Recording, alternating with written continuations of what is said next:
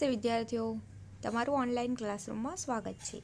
બાળકો, આજે આપણે ધોરણ 5માં વિષય આસપાસ સમજીશું. આજે બાળકો આપણે પાઠ નંબર 12 જો આ ખૂટી જાય તો સમજવાના છીએ. તો ચાલો બાળકોથી સમજીએ.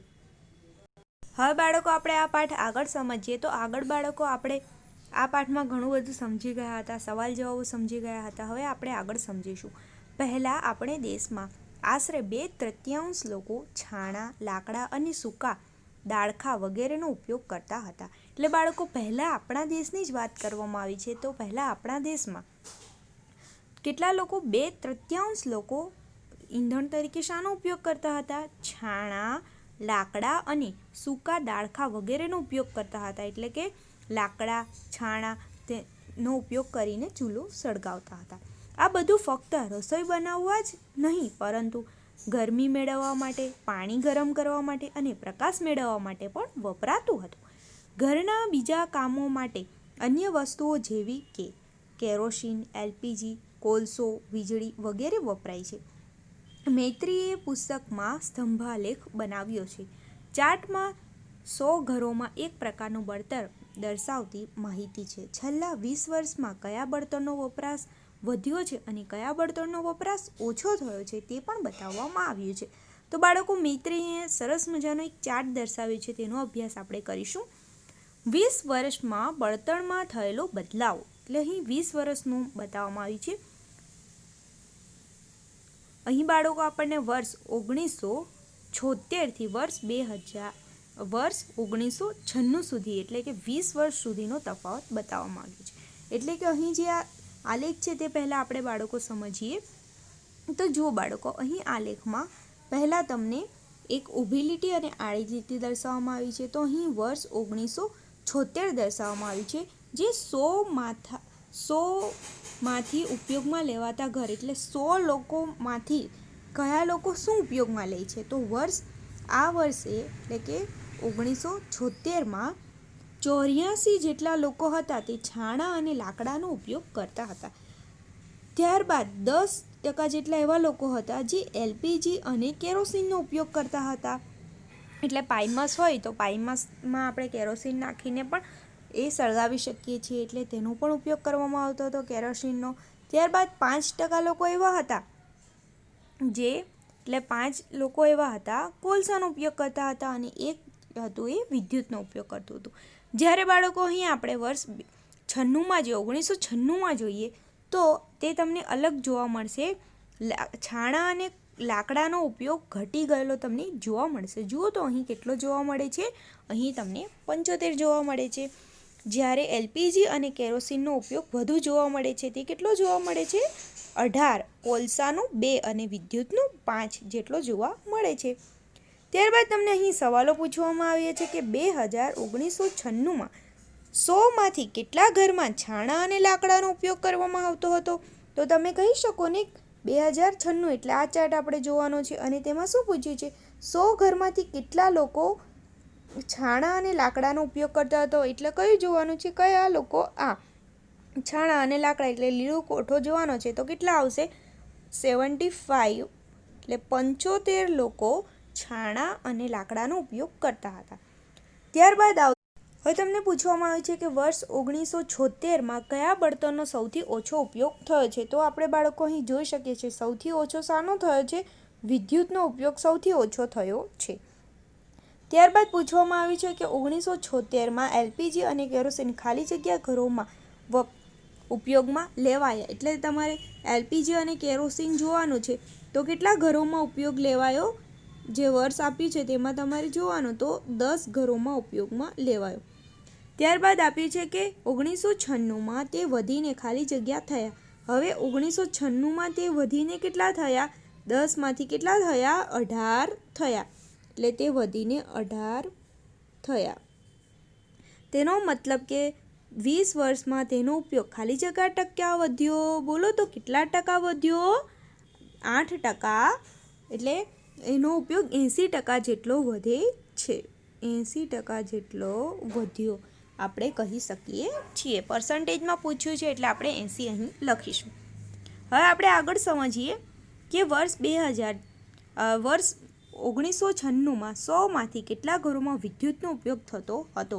તો આપણે આ કોઠો મુજબ જોઈએ સ્તંભાલેખમાં, તો 96માં શાનો ઉપયોગ પૂછ્યો હતો આપણને? વિદ્યુતનો ઉપયોગ આપણે જોયા. કેટલું? 5 ઘરોમાં વિદ્યુતનો ઉપયોગ થતો હતો. ત્યારબાદ પૂછ્યું છે કે વર્ષ 1996માં કયું બળતણ ઓછું વપરાયું હતું? વર્ષ 1996માંથી કેટલા ટકા ઘરોમાં ઉપયોગમાં લેવાયું હતું?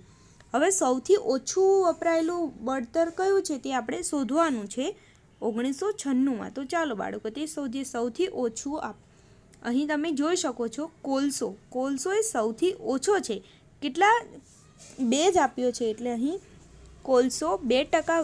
વર્ષ 1996માં તે 2% ઘરોમાં ઉપયોગમાં લેવાયો હતો, જે આપણે અહીં સ્તંભાલેખમાં જોઈ શકીએ છીએ. ત્યારબાદ બાળકો અહીં પાઠ તમારો પૂરો થઈ જવા આવ્યો છે ત્યારે આપવામાં આવ્યું છે કે વડીલો પાસેથી જાણકારી મેળવો. તો બાળકો અહીં જેટલી જાણકારી છે તે તમારે વડીલો પાસે મેળવવાની છે. જ્યારે તેઓ નાના હતા તે સમયે રસોઈ બનાવવા ઘરમાં શું ઉપયોગમાં લેવાતું હતું? તો બાળકો આ તમારા વડીલો એટલે કે તમારા ઘરમાં જે મોટું હોય, તમારા દાદા દાદી હોય, મમ્મી પપ્પા હોય, તેને તમારે આ પ્રશ્ન પૂછવાનો રહેશે. તો હું તમને ઉદાહરણ તરીકે જવાબ કહું છું. તો મારા વડીલો નાના હતા તે સમયે રસોઈ બનાવવા ઘરમાં લાકડા, છાણા, કોલસો અને કેરોસીનનો ઉપયોગ કરતા હતા. ત્યારબાદ બીજો સવાલ છે કે તમારા વિસ્તારમાં છેલ્લા 10 વર્ષમાં રસોઈ બનાવવા માટે કયા કયા બળતણનો ઉપયોગ વધ્યો છે? કયા કયા બળતણનો ઉપયોગ ઘટ્યો છે? તો તેનો જવાબ આવશે કે અમારા વિસ્તારમાં છેલ્લા 10 વર્ષમાં રસોઈ બનાવવા માટે LPGનો ઉપયોગ વધ્યો છે, જ્યારે કોલસા, છાણા, લાકડા અને કેરોસીનનો ઉપયોગ ઘટ્યો છે. ત્યારબાદ ત્રીજો સવાલ છે કે હવે પછીના 10 વર્ષમાં કયા બળતણનો ઉપયોગ વધશે અને કયા બળતણનો ઉપયોગ ઘટશે તેની ચર્ચા કરો. તો તેનો જવાબ આવશે કે હવે પછીના 10 વર્ષમાં LPG ગેસ, વીજળી અને સૂર્ય ઉર્જાનો બળતણ તરીકે ઉપયોગ વધશે અને છાણા, લાકડા, કોલસો અને કેરોસીનનો ઉપયોગ ઘટશે. ત્યારબાદ બાળકો આપણને આપવામાં આવ્યું છે કે શું શીખ્યા? કલ્પના કરો કે કોઈ કંપનીને તમને એક નવું વાહન જેમ કે નાની બસ બનાવવાની તક આપી છે. તમે કેવા પ્રકારના વાહન બનાવશો તેના વિશે લખો, તેનું ચિત્ર દોરો અને રંગ પૂરો.